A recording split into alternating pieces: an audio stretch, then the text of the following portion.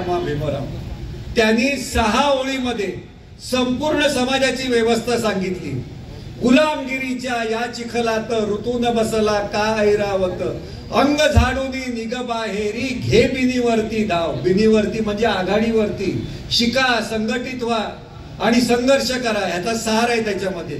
घे बिनीवरती धाव. धर्मांधाने, मग धर्मांध बनवणारा कोणी असेल, कट्टर असेल तो, कुठल्याही धर्मातला असेल, धर्मांधाने आमास छळले, धनवंताने तसेच पिळले, मगराने जणू माणिक गिळले, चोर जाहले साव, सांगून गेले आम्हा भीमराव. आणि शेवटचं कडवं आहे त्यांचं, एकजुटीच्या या रथावरती आरूढ होनी होबा पुढती, नवीन भारता निर्मून जगती, राख भीमाचे नाव, सांगून गेले आम्हा भीमराव. या 6 ओळीमध्ये हजारो पानांचं पुस्तक लिहिता येणार नाही, एवढं त्याच्यामध्ये सार आहे. मी एक दिवस या 6 तोडीबांवरती, ज्याला रसग्रहण म्हणतात, 2-2.5 तास मी फक्त ह्याचं रसग्रहण मी मुंबई युनिव्हर्सिटीच्या एका कार्यक्रमात केलं होतं. या अण्णाभाऊ साठेंच्या आयुष्यातली एक घटना आहे. आता जे 1500 रुपयेवाल्या पैसे दिले, लाडकी बहीण योजना म्हणून जे आपण म्हणतो, ती 1500 रुपये दिले म्हणून मतं मिळाली आणि सत्ता मिळाली म्हणून सांगतात, ते साफ झूट आहे. जे काय झालं ते ईव्हीएमच्या गफल्यामधूनच झालेलं आहे, हे 100% खरं आहे. त्याचं कारण असं आहे की व्हीव्हीपॅट जे आहे हे फक्त दाखवण्यासाठी नाही, मोजण्यासाठी सुद्धा असतं. आणि ते अख्खच्या अख्खं मोजायला घाबरतात. कशाला? सीतेच्या अग्निपरीक्षेच्या गोष्टी करायच्या, पण स्वतःची परीक्षा घ्यायची वेळ आल्यानंतर 49 कायदे नंतर बदलले का गेल्या 6 महिन्यात निवडणुकांबद्दलचे. ह्याच्यावरच समजतं जे कायदे बदलण्यात आले निवडणूक आयोगाने, त्याच्यामध्ये संपूर्ण ईव्हीएमचा गफला झालेला आहे हे स्पष्ट झालेलं आहे. आणि विशेष म्हणजे आंबेडकरी समाजातलीच लोक, फुले शाहू आंबेडकरांना मानणारी लोक 2008 पासून ईव्हीएमच्या विरोधात बोलत होती. ईव्हीएमच्या विरोधात हे कसं झूट आहे बोलत होते. लालकृष्ण अडवाणी किंवा ते असल्या विरोधी पक्ष असल्यामुळे त्यांनी त्याचं प्रतिनिधित्व केलं. ह्या लाडक्या म्हणजे कमी पैशामध्ये माणूस विकत जातच नाही. अण्णा भाऊ साठेंचं आयुष्य तर भयानक होतं, वेगवेगळ्या पद्धतीने जगले ते. 1920 सालचा जन्म आणि 68 सालामध्ये ते गेले. फक्त 48 वर्षाचं आयुष्य आहे त्यांचं. फक्त 48 वर्षाच्या आयुष्यामध्ये एवढं विपुल लेखन करून गेले. आज जवळजवळ ह्या महाराष्ट्रामध्ये 2000 वस्त्यांना त्यांची नावं असतील. आज मुंबईमध्ये नुसते 20हून अधिक पुतळे आहेत त्यांचे. वेगवेगळ्या त्यांच्या नावाची थिएटर आहेत. पुण्यामध्ये अण्णाभाऊ साठे नावाचं थिएटर आहे, मुंबईला भायखळ्यामध्ये थिएटर आहे, नाट्यगृह आहे. इतका अण्णाभाऊ साठे, पण त्यांची अवस्था काय होती शेवटच्या क्षणी, अक्षरशः माती खाऊन जगत होते. एका झोपडीमध्ये चिराग नगरमध्ये राहत होते. ते लिहिताना झोपू नये म्हणून त्यांची बायको जी होती तिने खुर्चीचा एक पाय तोडला होता की झोपून डुलकी लागली तर जाग यावी आणि आपण लेखन करावं. आणि अण्णाभाऊ मिळेल त्या किमतीत आपल्या कादंबऱ्या दिलेल्या. 1962 सालामध्ये चीनने आक्रमण केलं. नंतर ताश्कंद करार झाला 63 मध्ये. ताश्कंद करार झाल्यानंतर आपल्या इथून आणि त्यांच्या इथून सुद्धा रशियातून काही लोक तिकडचे कलाकार होते, साहित्यिक होते, त्यांचं इथे हे आलं, रशियामधनं शिष्टमंडळ आलं. तसं आपल्या इथून पण एक शिष्टमंडळ तिथे गेलं आणि त्याचं नेतृत्व आपले जवाहरलाल नेहरू त्यावेळेचे प्रधानमंत्री करत होते. आणि त्या शिष्टमंडळामध्ये लता मंगेशकर होत्या, मदर इंडिया पिक्चर लिहिणारे वसंत साठे होते, राज कपूर होते, अनेक जण होते.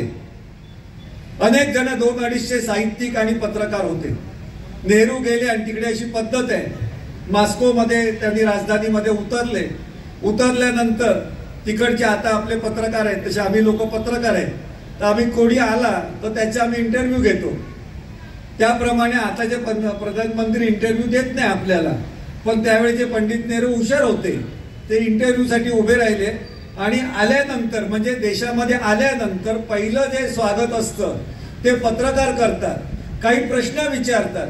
त्यानुसार विमानतळावरती पहिली त्यांची प्रेस कॉन्फरन्स झाली. त्या प्रेस कॉन्फरन्समध्ये नेहरूंना विचारण्यात आलं एका पत्रकारांकडनं की आपण सगळे इतके लोक आणली, लता मंगेशकर आहेत, अजून वेगवेगळे राज कपूर आहेत, लेखक आहेत, नर्गिस बानू होत्या, नर्गिस नावाच्या ज्या सुनील दत्तच्या मिसेस सुनील दत्त स्वतः होते, इतके जण आहेत. तर तुमच्यामध्ये अण्णाभाऊ साठे आहेत का? तर त्याबरोबर नेहरू एकदम बिथरले. त्यांना वाटलं की वसंत साठेंना अण्णाभाऊ अण्णा म्हणतात की काय. ते म्हणाले नाही, अण्णाभाऊ मी नाही, अण्णाभाऊ साठे दुसरे आहेत. तर त्याच्यानंतर नेहरू हुशार होते, म्हणजे आताच्या पंतप्रधानाच्या तुलनेत ते नेहमी हुशार असणार ना, त्या काळची जुन्या पिढीतली माणसं ना, मॅट्रिकवाले ते म्हणजे हुशारच असणार, 10वीवाले नाहीत ते, विदाऊट सर्टिफिकेट वाले नाही, त्यांच्याकडे सगळी सर्टिफिकेट होती. जे त्यावेळी निवडणूक आयोग मागत नव्हता तरी त्यांनी सगळी सर्टिफिकेट ठेवलेली होती. तर त्याच्यामध्ये आणि ह्याच्यामध्ये तो फरक आहे. तर ते असताना, ते होत असताना त्यांना प्रश्न विचारला की अण्णाभाऊ साठे आहेत का? तर नेहरूंनी इकडे तिकडे विचारलं आणि त्यांना सांगितलं अण्णाभाऊ साठे खूप मोठा माणूस आहे, त्याच्याबद्दल संध्याकाळी आपण डिनर नंतर जी प्रेस कॉन्फरन्स होणार आहे त्याला तुम्हाला त्यांच्याबद्दल डिटेल्स सांगतो. त्यांनी पहिले त्या शिष्टमंडळांना विचारलं. आता साठे म्हटल्यानंतर लता मंगेशकरांना विचारलं, अण्णाभाऊ साठे माहिती आहेत का तुम्हाला? आता लता मंगेशकर प्रकरण काय ते तुम्हाला माहिती आहे, ते स्वरसम्राज्ञी हे ते सगळे, पण पेटीच्या आतच गातात, पेटीच्या बाहेर जात नाही, त्या सुरामध्येच गातात. आपल्याला ते दैवी बिवी वाटतं असं काही नाही. गळे सगळ्यांना दिलेले. खरं तर बहुजन समाजातल्या लोकांचा, गायकांचा आवाज इतका जबरदस्त आहे, शाहिरांचा. काळूबाळू जे होते, तमासगीर खाडे, हे शास्त्रीय संगीतवाल्यांचा आवाज जिथे संपतो ना, तिथून त्या काळूबाळूचा आवाज सुरू व्हायचा काळी 5 पासून. इतक्या तार सप्तकात ते गायचे. मी बघितलेले आहे त्यांना, म्हणून मी सांगतो. इतकी ताकद असलेली ती माणसं होती. अण्णाभाऊ साठे सुद्धा छान गायचे. त्यांचे आज रेकॉर्ड आता युट्यूबला मिळतात सुद्धा, त्यांनी गायलेल्या काही गाण्यांच्या. खूप चढासूर होता त्यांचा. तर त्यांना विचारलं, ह्यांना काय साठे माहिती असायची गरज नाही. इतरांना विचारलं, कोणालाच ते. मग शेवटी काय करायचं? तर सह्याद्रीच्या, हिमालयाच्या रक्षणासाठी सह्याद्री धावला. तसं यशवंतराव चव्हाणांना त्यांनी फोन केला की तुम्ही अण्णाभाऊ साठे, हे आम्हाला कळतं की सांगली जिल्हा होता तेव्हा, सातारा आणि सांगली जिल्हा मिळून एक होता, तर वाटेगावचे असं समजलं, तर तुम्हाला त्यांच्याबद्दल काय माहिती आहेत का? तर फोन केल्यानंतर पहिल्या नेहरूंनी आपल्या चव्हाण साहेबांनी उचलल्यानंतर म्हणे अण्णाभाऊचं काय भानगड झाली का काय तिथे? कारण अण्णाभाऊ साठे 56 पासून 1960 पर्यंत फरार म्हणून घोषित केलेले होते. कारण हा जो महाराष्ट्र मिळाला त्याचे पुढारपण घेणारे खूप असतील, पण जो खरा महाराष्ट्र मिळाला तो शाहीर अमर शेख, अण्णाभाऊ साठे आणि शाहीर आत्माराम पाटील यांच्या गाण्यामुळे मिळाला. त्याच्याबरोबर गवाणकर पण होते. त्यांनी जी गाणी गायली, ज्या पद्धतीने महाराष्ट्र सांगितला, त्यामुळे मुंबईसह मराठी माणसांचा महाराष्ट्र निर्माण झालेला आहे. ही वास्तव आहे. ते वास्तव खूप समजून घेतलं पाहिजे आपण. आणखीन मग आजच्याही लढाईला आपण सुरुवात केली पाहिजे. तर त्यावेळी त्यांना विचारल्यानंतर त्यांनी संपूर्ण अण्णाभाऊ साठेंची स्टोरी सांगितली. अण्णाभाऊ साठे कसे होते, काय होते, किती मोठे होते आणि काय साहित्यिक म्हणून त्याची व्हॅल्यू काय आहे. त्यांनी अर्धा तास संपूर्ण त्या फोनवरती सांगितल्यानंतर नेहरू संध्याकाळी वाटच बघत होते की डिनर नंतर आपल्याला विचारतील आपले पत्रकार. त्यावेळी टेलिप्रॉम्प्टर नव्हता आताच्यासारखा. प्रधानमंत्री झाला तरी टेलिप्रॉम्प्टर नव्हता. विनोद समजला का? कारण आता ते आताच्या पंतप्रधानांना 2 टेलिप्रॉम्प्टर राहतात, बंद झाले तर गचकतात ना ते मध्ये. तर त्यावेळी नव्हता आणि नेहरूंनी त्या अर्ध्या तासाच्या ह्याच्यावरती माहितीवरती जबरदस्त भाषण केलं. अण्णाभाऊ साठे म्हणजे काय, अमुक काय तमुक काय, त्याच्यासारखा देशामध्ये माणूस नाही, तळागाळातून निर्माण झालेला असं 1.5 दिवसाची शाळा शिकलेलं असं भाषण केलं. तरी सुद्धा टालेंसारखा एक पत्रकार होता, त्यांनी त्यांना विचारलं तुम्ही अण्णाभाऊंना कधी भेटलात का म्हणून. नेहरू हुशार, आताच्या इतकेच, त्याच्यापेक्षा त्या आताच्यांची एवढी हुशारी की कोरोना झाला तर टाळ्या वाजवा सांगतात, ती थाळ्या वाजवा सांगतात, पळून जाईल इतके सांगणार. मग त्याच्यापेक्षा ते अजून हुशार असणार ना. त्यांनी सांगितलं ज्यावेळी मी आता पहिल्यांदा मुंबईत जाईल तेव्हा अण्णाभाऊ साठेंची भेट घेतल्याशिवाय राहणार नाही, मी त्यांना भेटणार आहे. मग त्याच्या दुसऱ्या दिवशी मराठा पेपरमध्ये मोठी लाईन आली. देशाचे प्रधानमंत्री नेहरू मुंबईत येतील तेव्हा अण्णाभाऊ साठेंना भेटणार आहे.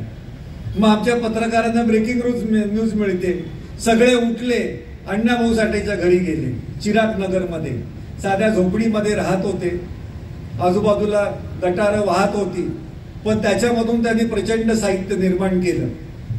त्या वातावरणातून आणखीन पत्रकार गेले. आमच्या पत्रकारांना एक सवय आणि खोड असते की आपण माहिती पण घ्यायची आणि सल्ले पण द्यायचे जास्त. त्यानुसार पत्रकारांना विचारलं. पत्रकारांनी म्हटलं की तुम्हाला नेहरू भेटायला येणार आहे. आज मराठा पेपरमध्ये केवढी मोठी बातमी आली, वाचलीत काय?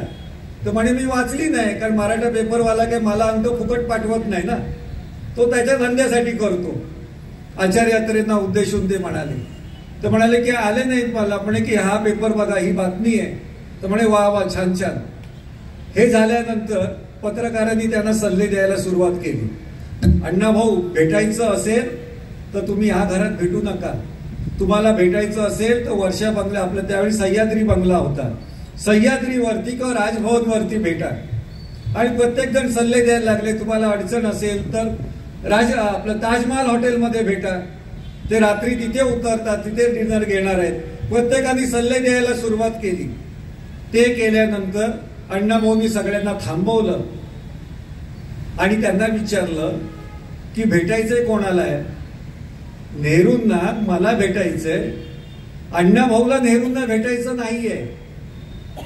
त्यामुळे नेहरूंना भेटायचं असेल मला तर माझ्या या झोपडीमध्ये मान खाली घालूनच मला भेटावं लागेल, यावं लागेल. याला म्हणतात साहित्यिकाचा आणि विचारवंताचा स्वाभिमान असतो. ज्या अण्णाभाऊ साठेंनी आपल्याला डॉक्टर बाबासाहेब आंबेडकर सांगितले, त्या बाबासाहेब आंबेडकरांनी ज्यांना गुरु मानलं, आपल्या महात्मा फुलेंना मार्गदर्शक मानलं, ते विचारांनी तयार झालेले अण्णाभाऊ साठे आणि त्याच्यातून झालेल्या या सगळ्या भगिनी असतील, ते 1500 रुपयासाठी तुम्हाला मतं देतील का? हो, तुम्ही बाकीचं फुकट खाता, त्याच्यातलं आम्हाला आम्ही हक्काने घेतो म्हणून घेतील, बाकी घेणार नाही. बंद केलं तर बंद केले तर मोर्चा सुद्धा काढणार नाही. हे स्वाभिमान देण्याची ताकद या शाहू फुले आंबेडकर आणि शिवरायांच्या विचारामध्ये आहे. आपण ते ओळखलं पाहिजे. त्यांचं महात्मा पण कशामध्ये? फुलेंना महात्मा का म्हणायचं? त्यांना गांधीजींनी महात्मा फुले महात्मा म्हटलं, महात्म्यांचा महात्मा असं म्हटलं, पण त्यांचं महात्मा पण कुठे आहे? त्यांना 200-250 लोकांच्या उपस्थितीमध्ये उमरखाडीला मुंबईमध्ये त्यांना त्या ठिकाणी महात्मा फुले महात्मा म्हणून पदवी देण्यात आली. पण त्याच्या आधीच ते महात्मा झालेले होते, तसं घडलेलं होतं. म्हणून मला खात्री आहे की तो प्रसंग ह्या पिक्चरमध्ये सुद्धा नसेल. माझ्या नाटकामध्ये आहे तो प्रसंग. मी शाहू फुले आंबेडकरांचं जे नाटक लिहिलं जिंकुळे दाई दिशामध्ये, त्याच्यामध्ये तो प्रसंग आहे, टाकलेला आहे. आपल्याला माहिती असेल आज शिक्षणाने स्त्रिया, महिला, मुली खूप पुढे गेलेल्या आहेत. महात्मा फुलेंना मूल होणार नव्हतं, हे नक्की झालं होतं. 3-4 वर्ष झाली आणि त्यांनी तपासण्या केल्या तर सावित्रीबाईंच्या मध्येच कमतरता असल्यामुळे मूल होणार नाही हे त्यांना नक्की माहिती होतं. 2-2.5 वर्ष 3 वर्ष गेल्यानंतर सावित्रीबाईंचे वडील होते, ते महात्मा फुलेंना, आपल्या ज्योतिराव फुलेंना भेटायला घरी आले.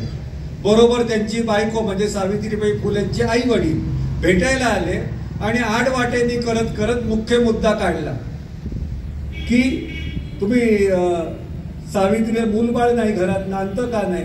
तर त्यांनी सांगितलं सावित्रीला मुलं होणार नाही हे मला आता समजलेलं आहे, त्यामुळे आता मला हा विषय वाढवायचा नाही.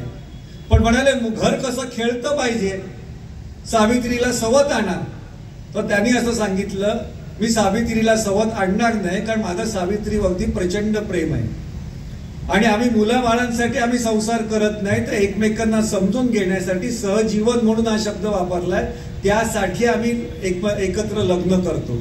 तर म्हणे सवत आणल्यामुळे नंतर सावित्रीला छळ होणार असं वाटत असेल तर आमची दुसरी मुलगी आहे, तिच्याशी लग्न करा, दुसरं लग्न. जे महात्मा फुलेंनी उत्तर दिलंय तेव्हा ज्योतिराव फुलेंनी, ते प्रत्येक पुरुषांनी लक्षात ठेवलं पाहिजे. मी तर नेहमी सांगतो की एखाद्या स्त्रीला मुलं होत नसेल तर स्त्रियांची बायकोची परीक्षा करायच्या आधी आपली स्वतःची परीक्षा करा आणि मग बायकोची करा. जर आपण महात्मा फुलेंना मानत असू तर ती सोपी आहे, स्त्रियांची जास्त कठीण आहे परीक्षा. तर जी टेस्ट आहे, महात्मा फुलेंनी असं त्यांना उत्तर दिलं की सावित्रीला मुलं होत नाही म्हणून मला तुम्ही सवत आणायला सांगतात.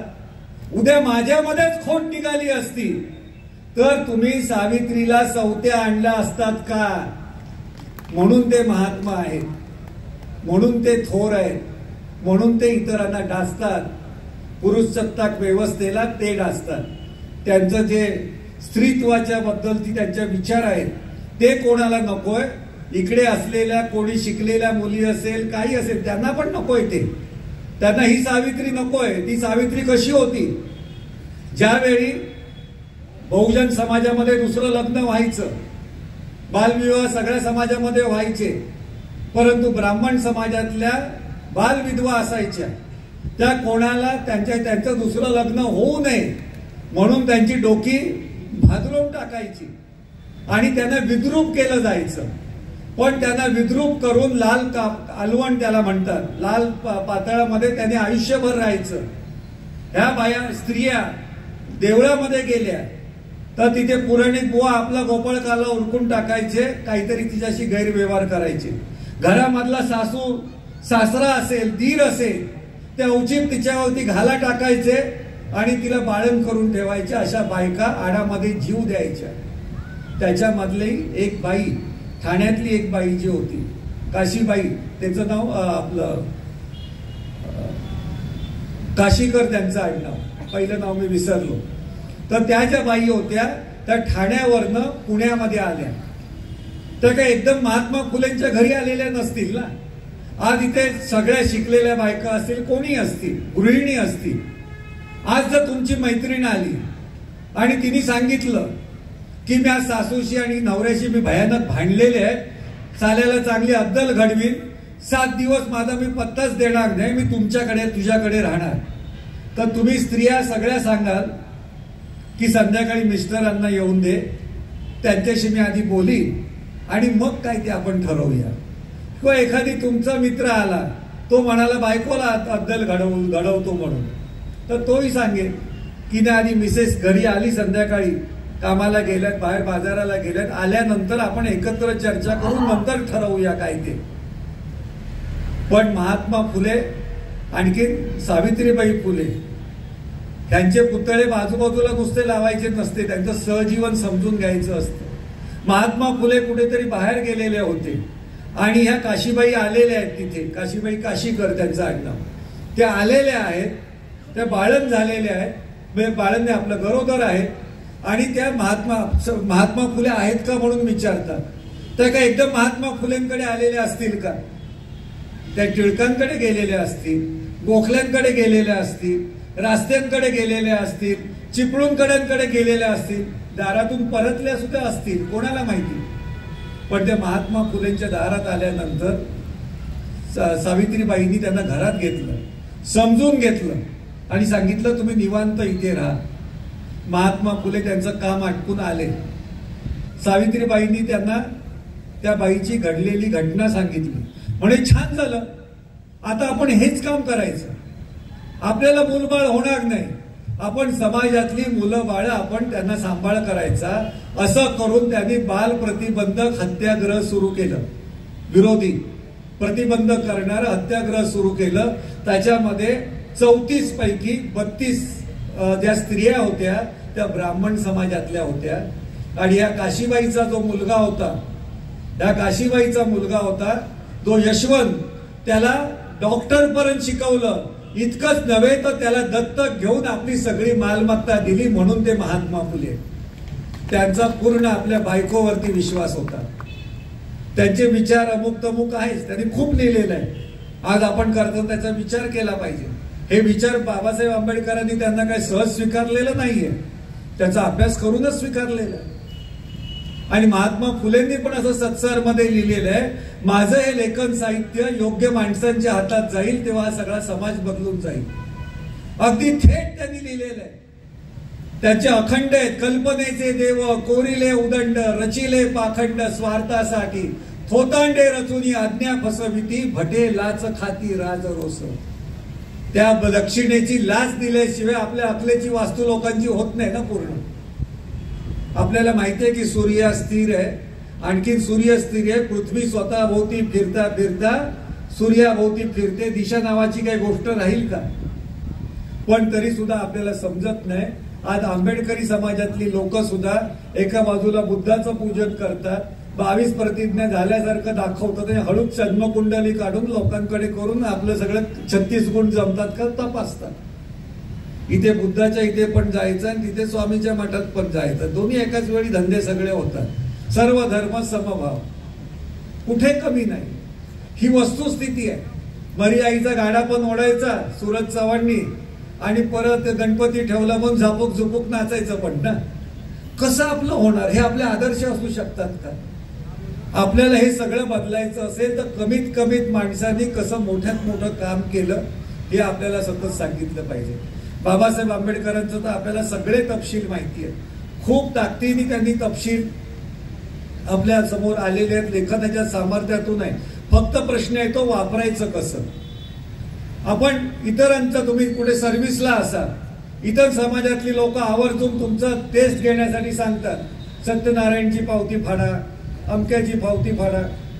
आपण सांगायचं आम्ही पावती देतो, येईल की नाही सांगता येणार नाही.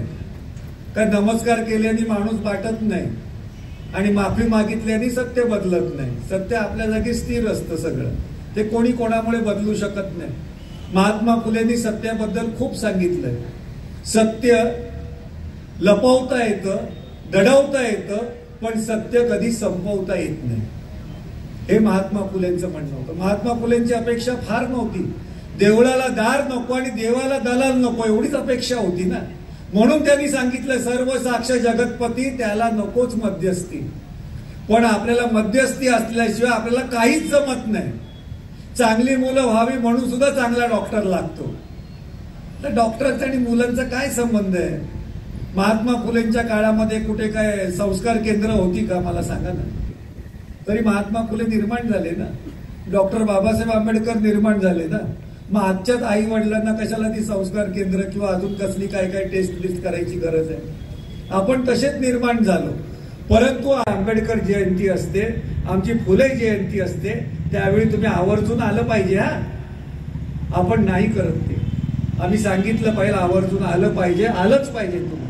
कारण जे आज लाभ मिळतात ते आंबेडकरी समाजापेक्षा जे स्वतःला सवर्ण म्हणतात ते जास्तीत जास्त लाभ घेतात. ही वस्तुस्थिती आहे. आज जे ओबीसी आहेत त्यांना जे 27% आरक्षण मिळतं ते केवळ आणखीन केवळ आंबेडकरी समाजातल्या लोकांनी त्या आरक्षणाचा फायदा करून घेतला आणि योग्य दिशेने नेलं म्हणून आणि 27% आरक्षण त्यांनी टिकवलेलं आहे. हे आपण सांगितलं पाहिजे. पण आपल्याला असं वाटतं की आपण सांगू की नको सांगू. आज ह्या सगळ्यांना आरक्षण पाहिजे, पण त्या आरक्षणाची सुरुवात केलेले शाहू महाराज आपल्याला नकोय. ते शाहू महाराज त्यांना तितकेसे आपल्याशी वाटत नाही. त्यावेळी सुद्धा शाहू महाराजांनी आरक्षण दिलं तेव्हा समाजातल्या सवर्णातला एक अभ्यंकर शास्त्री नावाचा त्यांच्याकडे आला आणि त्यांना म्हणाला की तुम्ही शाहू महाराज तुम्ही आरक्षण गरिबांना पण द्या, गरीब सवर्णातल्या गरिबांना पण द्या. तर शाहू महाराज म्हणाले की सवर्णातल्या गरिबांना देण्यासाठी मी ही शासक आमची विद्यार्थी गृह काढलेली आहेत, हॉस्टेल्स काढलेली आहेत. त्यांना देण्यासाठी, सवर्णातल्या गरिबांना देण्यासाठी अनेक राज्य आहेत.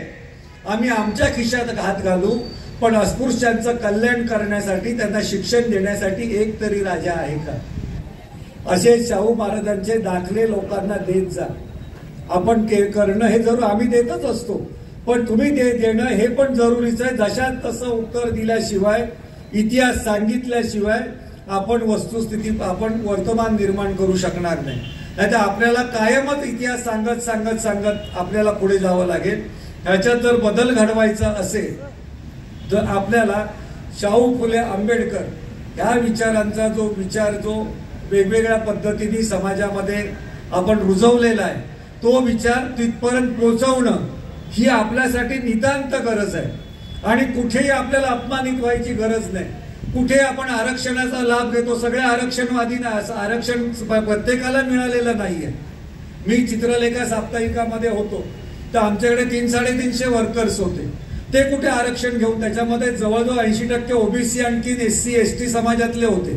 ते काय आरक्षण घेऊन आले होते का? आज जवळजवळ 10% फक्त सरकारी नोकऱ्या आहेत. 80-90% नोकऱ्या या ओपन मध्ये आपल्या खाजगी क्षेत्रामध्ये आहेत. तिथे प्रत्येक जण आपापल्या कर्तृत्वाने काम करत असतो आणि ती माणसं आहेत, त्यांचा आपण आदर्श ठेवला पाहिजे. आपण आदर्श त्यांचा सांगितला पाहिजे असं मला वाटतं. ते तुम्ही करत असाल. आणखी अशा पद्धतीचे आपण जेव्हा व्याख्यानमाला करतो त्यावेळी आपण नियोजनाचा पण भाग कुठेतरी आपण विचार केला पाहिजे.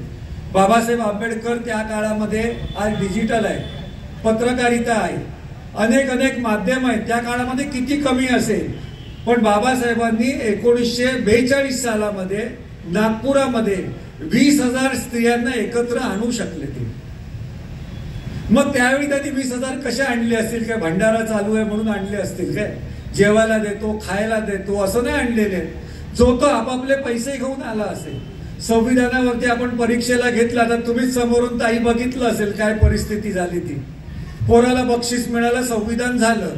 हेच पुढे जाणार, दुसरीकडे जाणार, रामरक्षेवरती समजा मनाच्या श्लोकवरती स्पर्धा घेतली, त्याच्यातही पहिला नंबर. उद्या अजून कुठल्या त्या संस्कृतच्या भगवद्गीतेवरती 13व्या अध्यायावरती स्पर्धा घेतली, त्याच्यातही नंबर.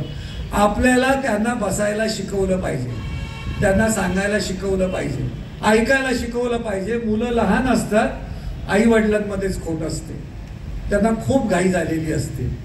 त्यांना आपली मुलं फक्त पुढे कशी येतील आणि नाव कशी कमवतील. पण एवढं संविधानाची परीक्षा दिली तर संविधान समजेल असं नाही. अहो, शपथ घेऊन ती पाळत नाही तर संविधानाच्या परीक्षा घेऊन हे किती बदलणार?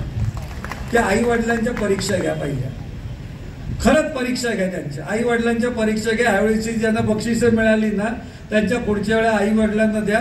मी 50,000 रुपयाचं पहिलं बक्षीस देतो.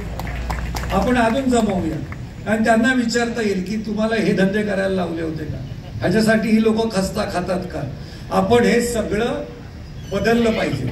यासाठी आपल्या सामाजिक कामाचं ध्येय सुद्धा ठरवलं पाहिजे. एवढीशी मुंगी, तिला अक्कल ती केवढी. चिरडली तर रक्त सुद्धा तिचं येत नाही, दिसत नाही. पण ती मुंगी, तिचं ध्येय नक्की ठरलेलं असतं की मला कुणाल यांच्या घरातला किंवा शाहीर इंगळेंच्या घरातला मला साखरेचा डबा शोधायचा आहे. त्या मुंगीला गुगल मॅप नसतो, माहीत नसतो. तिला कुठला काय नकाशा वाचन तिला येत नसतं. तिला कुठल्या सत्संगाला जाऊन काय आशीर्वाद कुठच्या बाबाचा घेतलेला नसतो, काही नसतो. तिच्या आयुष्यातलं ध्येय असतं मला साखरच शोधायची आहे. आणि ती जी मुंगी आहे ती हळूहळू करत शाहीर इंगळेंच्या घरामध्ये जाते. इंगळेंना विचारलं साखरेचा डबा कुठे, त्यांना माहिती नाहीये. बायकोला विचार म्हणून सांगते. पण मुंगी आहे ती घरात शिरते, घरातलं किचन शोधते, किचन मधला साखरेचा डबा शोधते, आतमध्ये शिरते, साखर आहे का बघते. पण त्या साखरेला तोंड लावत नाही. ती मागे फिरते आणि लाखो मुंग्यांना घेऊन येते त्याच मार्गाने आणि एका रात्रीमध्ये इंगळेंच्या घरातला साखरेचा डबा अर्धा फस्त करते. त्याचं कारण तिचं ध्येय ठरलेलं असतं. ती अशा व्याख्यानमालांना पण जात नसेल, व्याख्यानं पण ऐकत नसेल, सत्संगाची तर बातच सोडा. पण ती मुंगी जी आहे ती जाते. आपण मुंगीच्या अकलेनी जरी चाललो ना तरी आपण ध्येय गाठू. आपला मेंदू त्याच्यासाठी वापरला गेला पाहिजे. महात्मा फुले असतील, बाबासाहेब आंबेडकर असतील, शाहू महाराज असतील, अजून आपले महामानव असतील, ही पुराणातली थोतांडी पात्र नाहीये की अस्त्र शस्त्र फेकलं आणि कोणाची तरी आराधना केली आणि भवानी तलवार काढली शिवाजींनी, असं काही झालेलं नाहीये. त्यांनी फ्रेंच व्यापाऱ्यांना कुठे जी मिळालेली सावंतवाडीला तलवार होती ती घेतली आणि आपल्या आईला दाखवली. आईने सांगितलं शस्त्र बाळगलं म्हणून वापरायचं नसतं आणि आवडलं म्हणून बाळगायचं पण नसतं. आपल्याला दुसऱ्याच्या खिशामधलं ते शस्त्र दिसल्यानंतर पोलिसाच्या आपल्याला अनेकांना वाटतं की आपल्याकडे शस्त्र असायला पाहिजे म्हणून. का? आपल्याला कोण मारणार आहे? आपलीच माणसं आहेत ना, त्यांना बदलायला हवं. आपण मुंगीच्या अकलेनी जरी चाललो तरी खूप आपल्याला जिंकता येईल. जे पायानी चालतात ते अंतर कापतात, जे डोक्यानी चालतात ते ध्येय गाठतात. आपली डोकी शाबूत ठेवली पाहिजे. ह्या महात्मा फुलेंचं किंवा आपण ज्यांचे आपण वारसदार आपण सांगतो ते बाकी जाऊन दे, ते उडवतात छत्रपतीचे वारस ते वेगळे असतील. आपण खरे विचारांचे वारस आहोत. आपण काय प्रॉपर्टीचे वारस नाहीये, आपण विचारांचे वारस आहोत. म्हणून आपले विचारही बदलत नाही आणि आमचे पक्षही बदलत नाही. आमचा पक्ष असतो तो सत्याचा पक्ष असतो, सत्तेचा नसतो. सत्तेसमोर सत्य सांगायची हिंमत ठेवणे म्हणजे शाहू फुले आंबेडकरांचा जय जयकार करणे होय. तो आपण केला पाहिजे कायम. आपण तो सांगितला पाहिजे. स्त्री पुरुष मतभेद आहेत ते हे लिंगापुरते आहेत. बाकीची बुद्धी आहे ही सगळ्यांना सारखी आहे.